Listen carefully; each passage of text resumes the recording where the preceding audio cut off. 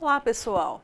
Sou a professora Ana Maria de Jesus Teixeira Alves. Continuaremos a trajetória de aprendizagem da disciplina de Controle de Riscos e Sinistros do curso Técnico em Segurança do Trabalho. Mais uma vez, peço que estejam munidos de papel e caneta para anotarem as dúvidas em nossos fóruns Tira Dúvidas, caso surjam. Lembrando que cada dúvida deve ser postada no fórum pertinente a cada aula. Estamos na nossa terceira semana de estudo.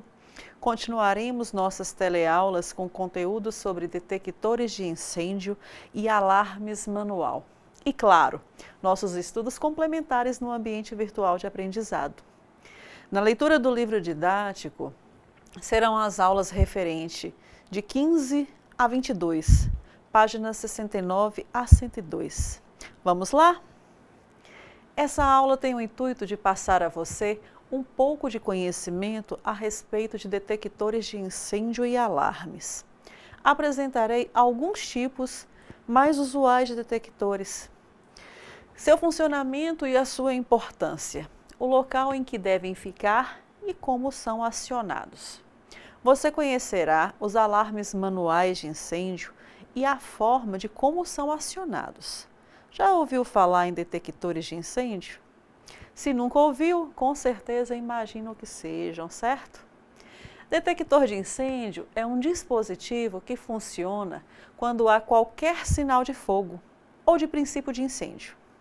Os detectores podem ser classificados de 5 formas. Quer conhecê-los? Automático.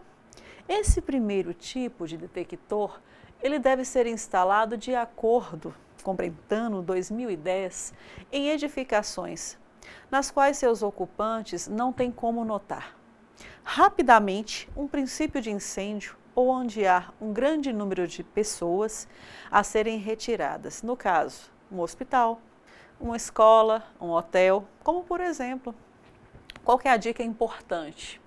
Prestar muita atenção ao local determinado para instalação do detector. Geralmente estão no teto, porque é onde se concentra o ar quente. Claro, ok. Detectores térmicos ou de temperaturas. Já viu falar? Você sabia que esse detector é o mais antigo de todos? Refere-se a um detector automático, térmico, que deve ser colocado no teto. Olha que interessante. Se você estiver em um ambiente que haja um aumento de temperatura acima do normal, esse detector vai acionar. E os de fumaça, você conhece? Ok, esse é o terceiro tipo, que é o detector de fumaça. Os detectores de fumaça, ele tem como função acusar a presença de partículas de fuligem que podem surgir de um início de um fogo. Já os detectores de gás, você vai notar que esse detector, ele tem o mesmo princípio do detector de fumaça. Qual que é a diferença? A diferença é que acusam a presença de gás. Pode originar de um princípio de incêndio nesse caso. Os detectores de chama, que é o quinto detector. Além desse nome, ele também é conhecido por detector óptico. Deve ser instalados em locais onde as chamas são a primeira consequência de incêndio do fogo. E como aponta Brentano 2010, os detectores de chama ou ópticos reagem aos raios ultravioletas e infravermelhos. Depois de ter estudado detectores de incêndio, iremos estudar os alarmes manuais.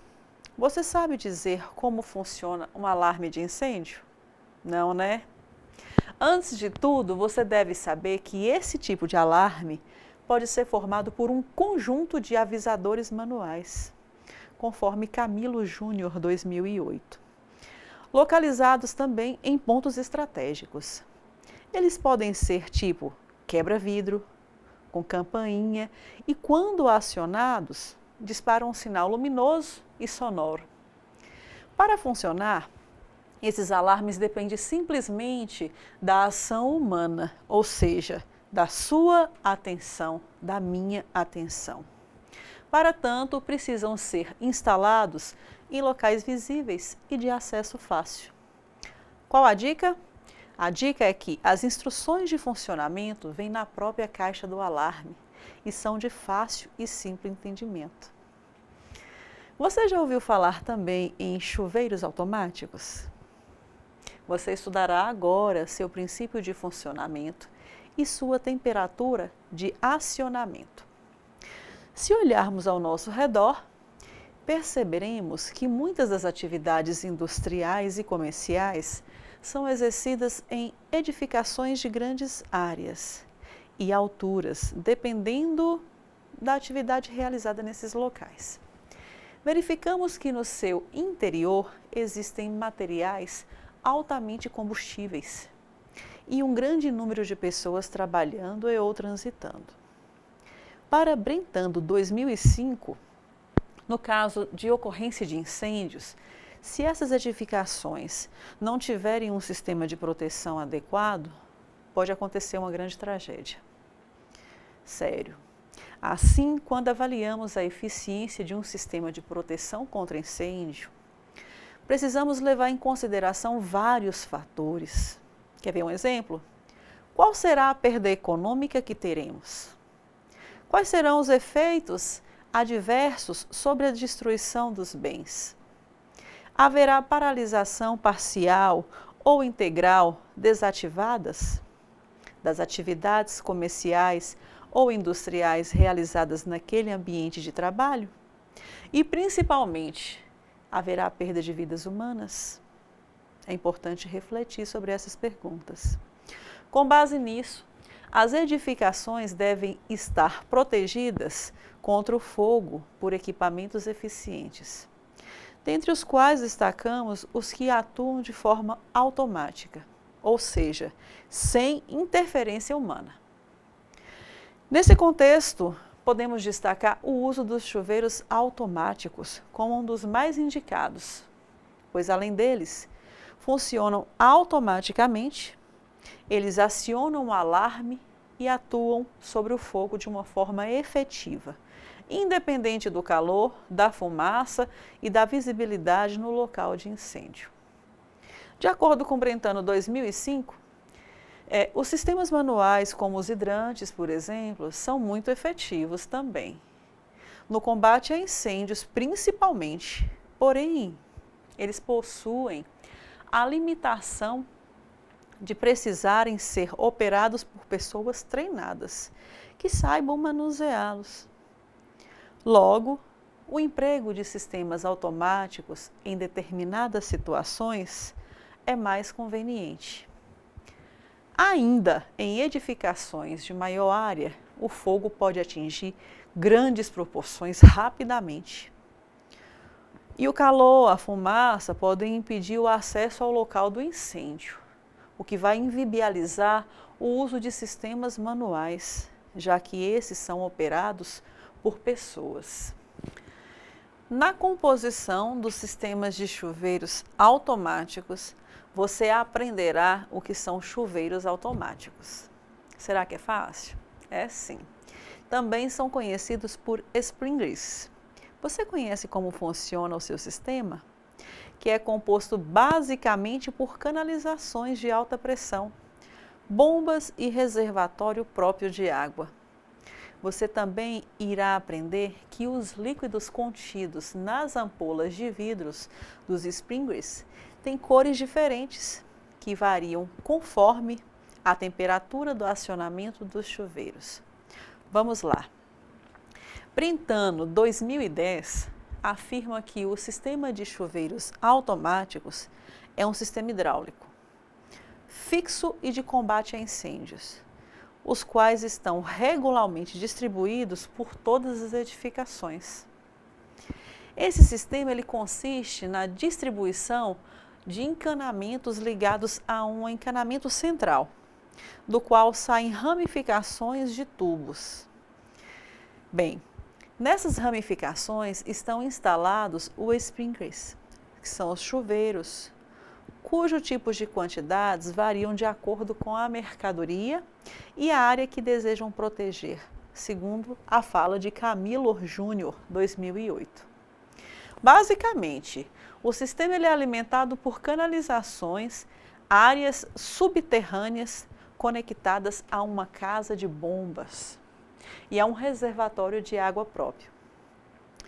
Simplesmente ele tem saídas que entram em funcionamentos a partir da determinada temperatura. Funcionamento dos sprinklers.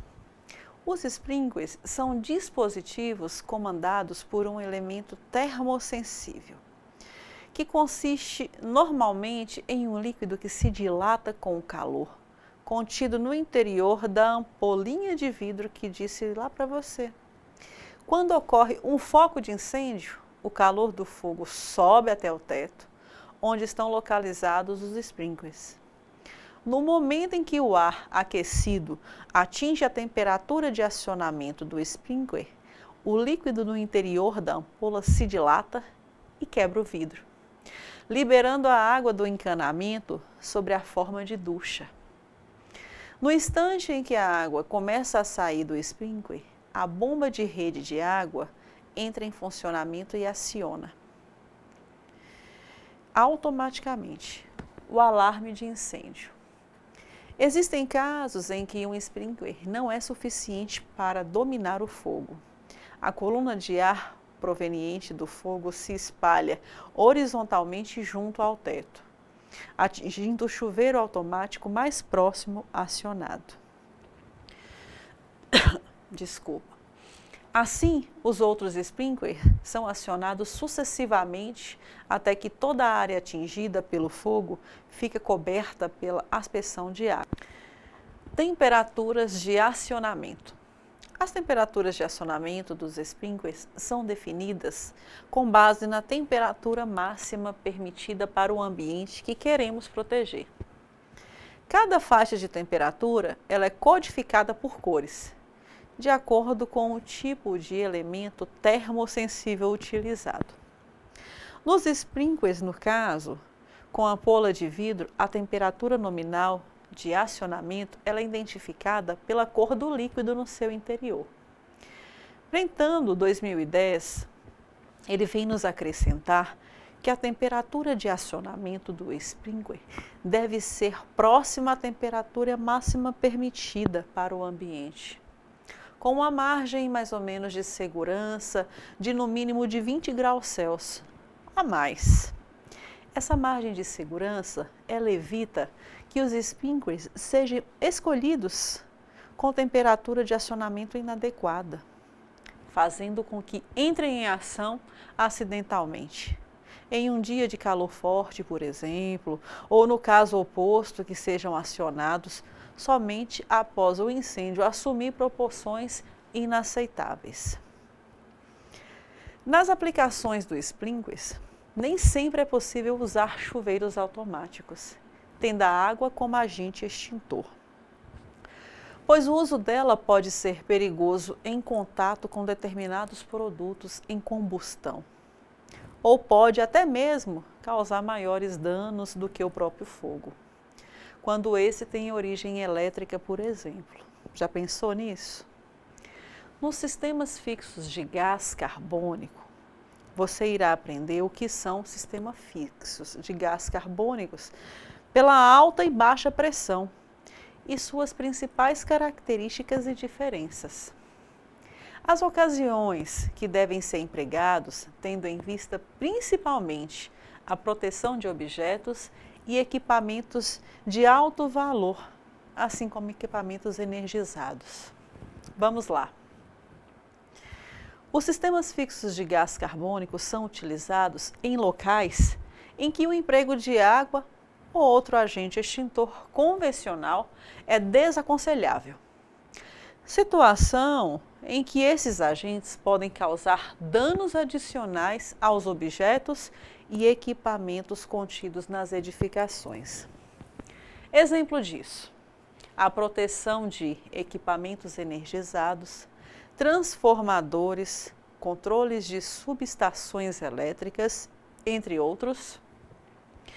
Equipamentos ou objetos com alto valor agregado, que são máquinas automatizadas, em linhas de produção, centro de processamento de dados, centrais de telecomunicações e documentos importantes, motores, coifas de cozinhas industriais ou comerciais, locais sujeitos à explosão ambiental, no caso de silos, depósitos pequenos de produção inflamáveis, objeto de valor inestimável, como obras de arte. Esses são pontos importantes que você deve ter em mente. Eu percebo que, conforme você já aprendeu, o gás carbônico não deixa resíduos e não conduz eletricidade, certo? Por isso, sua aplicação é viável para proteger os equipamentos. Que isso fique gravado, ok? Agora que você já conheceu algumas das aplicações do sistema fixo de CO2, vamos estudar características dos tipos de sistemas fixos, que se diferem entre si pela maneira como é realizado o armazenamento do gás carbônico, classificado como sistemas de alta pressão e de baixa pressão. Todavia, convém destacar que ambos os tipos de sistema, eles necessitam ter em sua composição sensores de detecção de fumaça e ou calor de sistema de alarmes que estejam conectados a uma central de comando. Esta conexão à central de comando faz com que, ao menor sinal de fogo, o sistema fixo de CO2, o gás, entre em operação. Já os sistemas fixos de CO2 de alta pressão utilizam cilindros individuais para armazenar esse CO2 e possuem capacidade de até 4.000 kg de gás. Pensa! Gifel Engenharia de Incêndios 2006 afirma que esses sistemas eles são constituídos basicamente por tubulações distribuídas de CO2 que se estendem até o local de risco, e bicos nebulizadores, que são dimensionados para o uso específico, seja para aplicação local ou para inundação total. Um ponto importante que vale a pena destacar é que uma bateria de cilindro ela pode atender a sinistros que ocorrem em diferentes áreas. Bem, nesse caso, o encaminhamento dos agentes extintor ele é feito por válvulas direcionais. Claro? Os sistemas fixos de combate a incêndios de baixa pressão são indicados para riscos que requerem o uso de grande quantidade de agente extintor, onde a armazenagem de CO2 ela é realizada em tanques, que podem ter capacidade de até 60.000 quilos, ou seja, de até 60 toneladas de gás. Você conhecerá agora sobre a importância da iluminação de emergência e da sinalização de segurança que segue as recomendações da NBR 10.898 de 1999. E faz parte da Associação Brasileira de Normas Técnicas, a ABNT. Você deve estar querendo saber como essas luzes emergenciais, elas permanecem acesas e que precisam de energia para funcionar, não é mesmo? Por que ela substitui a iluminação artificial no caso de emergência, no caso de um sinistro? É simples. Vou mostrar para você. Brentano 2010, ele relata que a iluminação de emergência ela pode ser de ambiente ou aclaramento. Pode ser apresentada a uma intensidade suficiente para deixar bastante claros os ambientes e as rotas de saída. Obrigatório em todos os locais onde haja circulação vertical ou horizontal. É de balizamento, ou sinalização que tem o objetivo de iluminar os obstáculos e a sinalização. Apresenta-se com símbolos gráficos, texto escrito, entre outros. Orienta o caminho que deve ser seguido, mostrando todas as direções a serem tomadas quando há emergência. Agora que você já viu iluminação de emergência, vamos falar de sinalização de segurança.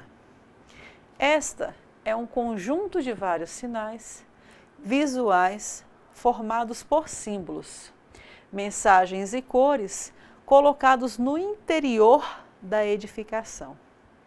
O objetivo é minimizar o risco de ocorrer um incêndio, mostrando os locais mais suscetíveis ao fogo. Quanto à classificação, esta pode ser básica, o qual se refere que é formada por conjunto de sinais, constituído de 4 categorias: proibição, alerta, orientação, salvamento e equipamentos, e a sinalização complementar, que é um conjunto de sinais formados por faixas de cores ou mensagens que complementam a sinalização básica. Meu cursista, por acaso você já notou que a sinalização de emergência ou de segurança ela é feita em formas geométricas, com cores, símbolos, dimensões e materiais que facilitam a visualização rápida, como está lá no seu caderno? Isso acontece porque a mensagem de que algo está errado deve chegar de forma rápida e segura. Veja as cores da sinalização de emergência, ok? Vou mostrar de forma clara para vocês. As cores da sinalização de emergência. Você percebe aí que eu tenho 4 cores.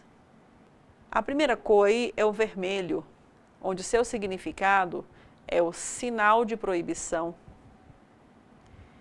perigo, alarme, material e equipamento de combate a incêndio. Quais que são as indicações para o sinal de proibição? Atitude perigosa, perigo, alarme, stop, pausa, dispositivo de corte de emergência. E material e equipamento de combate a incêndio, indicação e localização. No amarelo ou amarelo alaranjado, temos o sinal de aviso. Qual que é a sua indicação? Atenção, precaução, verificação. Na cor azul, de significado sinal de obrigação, nós temos indicação de comportamento ou ação específica, obrigação e utilização de equipamentos de proteção individual. Verde, nós temos o significado de sinal de salvamento ou de sonoro e situação de segurança. As indicações respectivas para o sinal de salvamento é portas, saídas, vias material, postos locais específicos. E da situação é o regresso à normalidade. Claro? Ok, deixa aí anotadinho para que você tenha acesso quando precisar. Falarei agora sobre a importância das escadas enclausuradas, funcionalidade e características. Então, vamos por partes. Quando falamos em saída imediatamente, pensamos em porta, certo?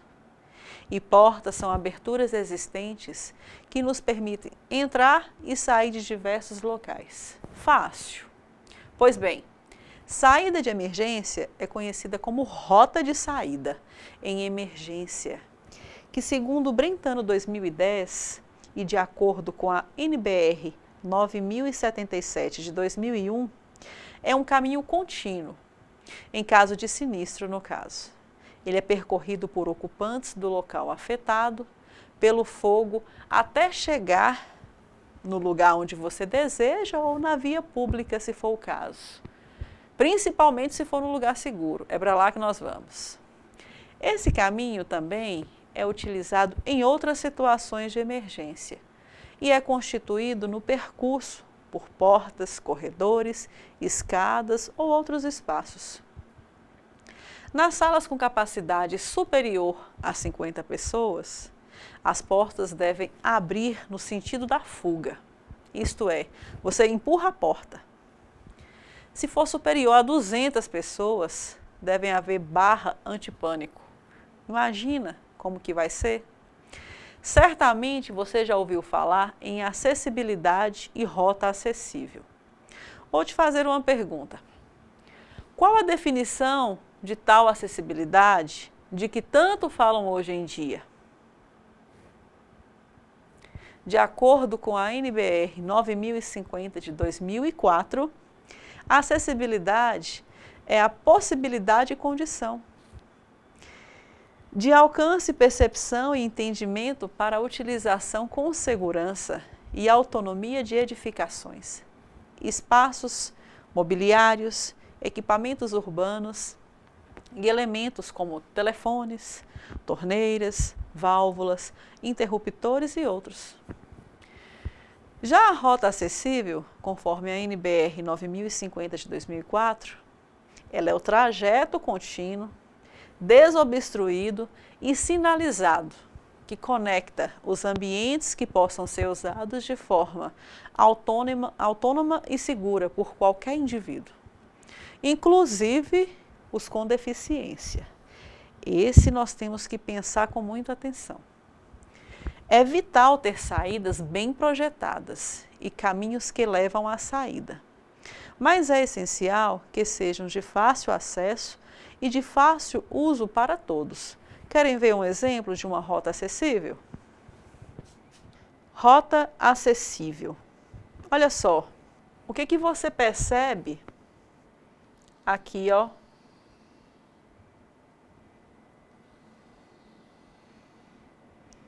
Nós temos o que aqui?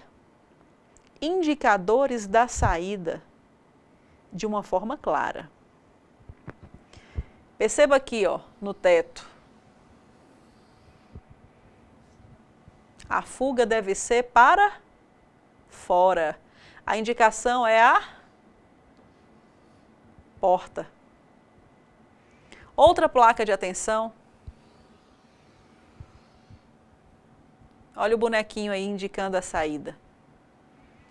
E outra coisa importante são as placas luminosas que estão aqui, ó, de forma clara. Isso é uma rota acessível. Então, enclausurar é isolar. E, de fato, as escadas enclausuradas estão isoladas, isto é, protegidas do fogo. Segundo a definição, que está de acordo com o Brentano 2010, escada enclausurada é uma escada protegida contra o fogo, com paredes resistentes ao fogo por determinado tempo e portas corta-fogo. A finalidade desse tipo de escada é simplesmente promover uma saída mais rápida e segura, podendo também ser uma área de refúgio temporário. Segundo as exigências que estão de acordo com a NBR de 9077 de 2001, essas escadas enclausuradas, elas podem ser de 3 tipos. A prova de fumaça, que tem uma caixa em volta por paredes resistentes ao fogo e portas corta-fogo. O acesso, nesse caso, ele é feito por anticâmara, também enclausurada ou local aberto, a fim de que evitar não só o fogo, como a fumaça, não atrapalhe o movimento. A prova de fumaça pressurizada, onde a fumaça não entra graças ao sistema de pressurização. E a protegida, que é o tipo de escada ventilada. Essa situa-se em um local com paredes resistentes ao fogo por no mínimo 2 horas. E claro, possui também o porta-corta-fogo. Já ouviu falar em portas de saída de emergência? Brentano 2010, ele relata que são fundamentais para evitar que o fogo se propague, possibilitando a saída com segurança daqueles que estão nas edificações. O grande problema são diversas vezes e o descaso em inspeções e manutenções dos equipamentos de combate a incêndio. Isso pode fazer de um foco de um fogo um grande incêndio. Um outro detalhe que devemos pensar aí é que deve ser sempre lembrado é que essas portas nunca devem ser trancadas, apenas fechadas. Ok? Conheça agora os dois tipos de portas de saídas de emergência. Porta corta-fogo, que é constituída por elementos incombustíveis.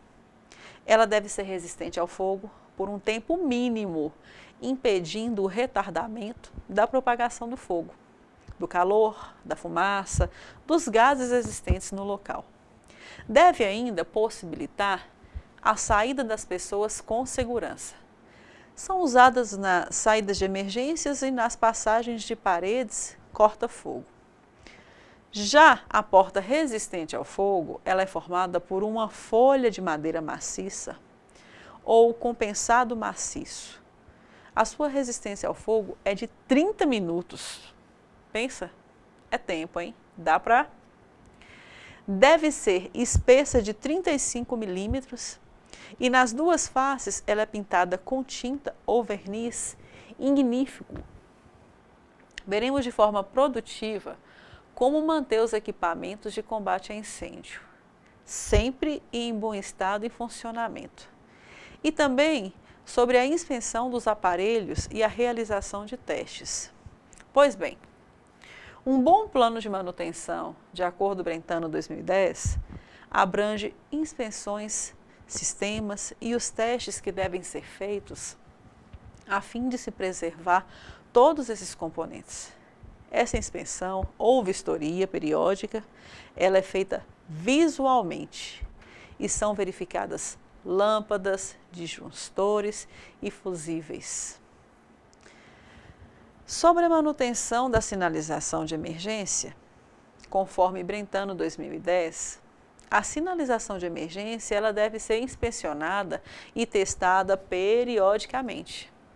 A limpeza e os testes devem ser realizados a cada 6 meses, principalmente se a sinalização ficar em ambiente externo e sujeita à correção. Manutenção dos sistemas de detecção de alarme. Bem, vamos ver como se faz a manutenção desses sistemas.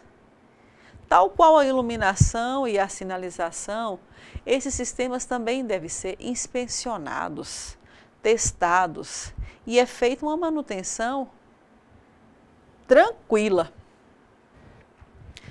Manutenção dos extintores de incêndio. Os extintores, em caso de incêndio, são os equipamentos que imediatamente usamos e necessitam de cuidados especiais. Dependendo do local em que estejam esses aparelhos, a inspeção precisa ser feita semanalmente e às vezes mensalmente, de forma visual, para averiguar se esses extintores estão no lugar certo, se o pino de segurança está lacrado, se há o selo de lacração no cilindro, se os acessos estão livres e visíveis e se não apresentam danos físicos, o que sempre deve ser registrado. Lembra dessa aula? Já a inspeção semestral,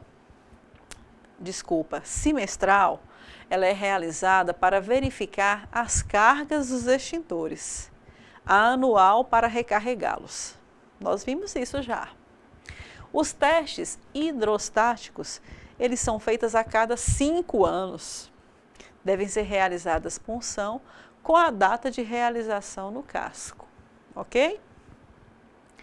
Os chuveiros automáticos, eles têm manutenções. Eles devem passar por inspeção, testes periódicos e manutenção. A inspeção ela é feita visualmente, revela se não há vazamento, se a canalização e os acessórios estão funcionando bem. Esses testes, nós ficamos sabendo se no sistema há bombas, como está a pressão do chuveiro e depois da inspeção dos testes fazemos a manutenção. Você agora verá como é importante saber a localização das saídas de emergência e manter a calma. Entrar em pânico pode gerar resultados desastrosos. Independente do lugar em que estejamos, saber onde se localizam os extintores de incêndio, a saída de emergência e conhecer as placas de sinalização pode salvar vidas, a sua vida, a minha vida.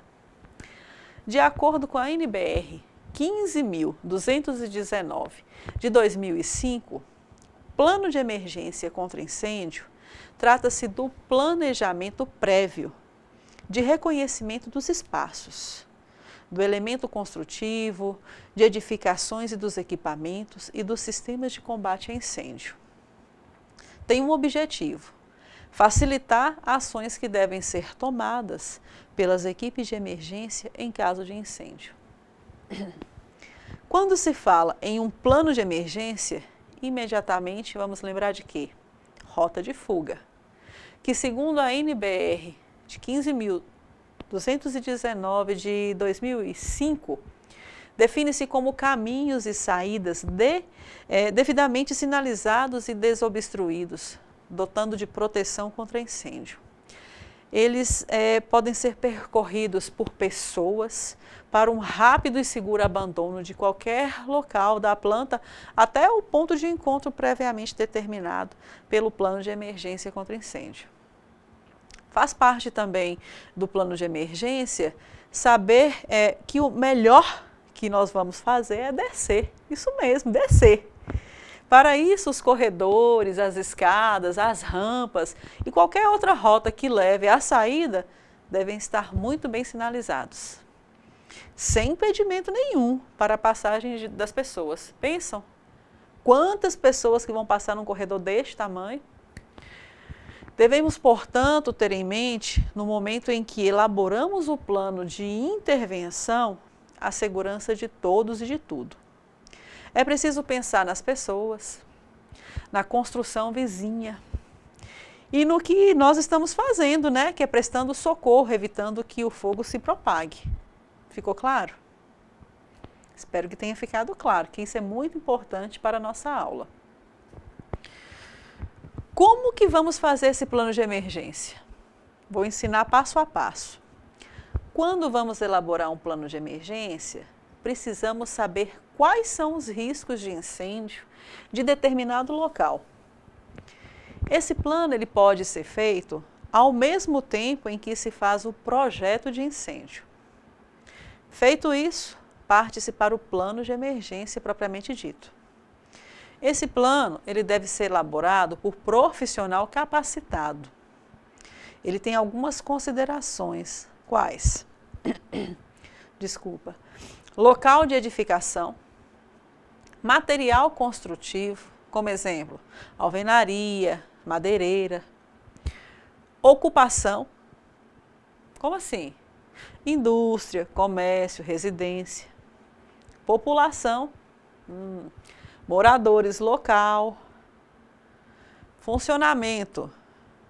Funcionamento é o horário, turno de trabalho dessas pessoas que trabalham ali, as pessoas portadoras de deficiências, brigada de incêndio ou grupos de apoio e o último, equipamento de combate. Vamos lá? Procedimento de abandono. Bem, você certamente percebeu que estamos falando bastante da NBR 15.219 de 2005. Abandono de área indica a metodologia a ser usada. Caso seja necessário abandonar o prédio, as pessoas responsáveis por esse processo, elas têm que ter um treinamento. Para esse treinamento, devem ser realizados exercícios simulados de abandono de áreas parciais e completas no estabelecimento com participação de todos. Todo mundo tem que participar desse treinamento. Após esse exercício, faça-se uma reunião a fim de avaliar o desempenho e corrigir possíveis falhas. Faz parte do plano de abandono a remoção rápida, segura, de forma ordenada e eficiente de toda a população da edificação, em situações de emergência ou durante um exercício de simulação. E aí? Pronto para responder qual a importância do plano de emergência de combate a incêndios? Espero que esteja. O desenho a seguir mostra o procedimento de abandono em caso de incêndio. Anote em seu caderno passo a passo. Ele é de extrema importância, ok? Vejam só. Esse desenho agora ele te mostra o procedimento de abandono em caso de incêndio. Preste bem atenção. Se um incêndio ocorrer em seu apartamento, saia imediatamente. Muitas pessoas morrem por não acreditarem que um incêndio pode se alastrar com rapidez. Se você ficar preso em meio à fumaça, respire pelo nariz, em rápidas inalações. Se possível, molhe um lenço e utilize-o como máscara improvisada. Procure rastejar para a saída, pois o ar é sempre melhor junto ao chão. No terceiro quadradinho, use as escadas, nunca o elevador. Um incêndio razoável pode determinar o corte de energia para os elevadores. Feche todas as portas que ficarem atrás de você. Assim retarda a propagação do fogo. Se você ficar preso em uma sala cheia de fumaça, fique junto ao piso, onde o ar é sempre melhor. Se possível, fique perto de uma janela, de onde poderá chamar por socorro. Toque a porta com a sua mão. Se estiver quente, não abra. Se estiver fria, faça esse teste. Abra vagarosamente e fique atrás da porta. Se sentir calor ou pressão vindo através da abertura, mantenha fechada. Se você não puder sair, mantenha-se atrás de uma porta fechada. Qualquer porta serve como couraça. Procure um lugar perto da janela, abra-as em cima e embaixo. Calor e fumaça devem sair por cima. Você poderá respirar pela abertura inferior.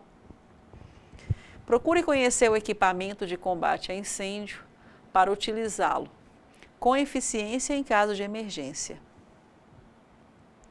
Um prédio pode lhe dar várias opções de salvamento.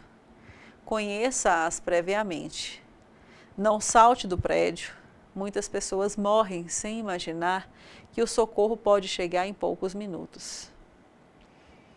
E se houver pânico na saída principal, mantenha-se afastado da multidão. Procure outra saída. Uma vez que você tenha conseguido escapar, não retorne. Chame o corpo de bombeiros imediatamente. Considerando todo esse conteúdo que acabamos de estudar, gostaria de saber se você tem alguma dúvida sobre os objetivos dessa unidade de estudo. Nossa aula chegou ao fim, isso mesmo. Poste suas dúvidas no fórum de discussão da unidade de estudo 3. Convido você a participar e responder o nosso fórum. Todas as orientações sobre a atividade você encontra disponível na nossa sala virtual. Vamos lá! Muito obrigada, foi muito bom estar com vocês. Aproveitem bem o material de nossa disciplina e bons estudos. Até a nossa próxima aula.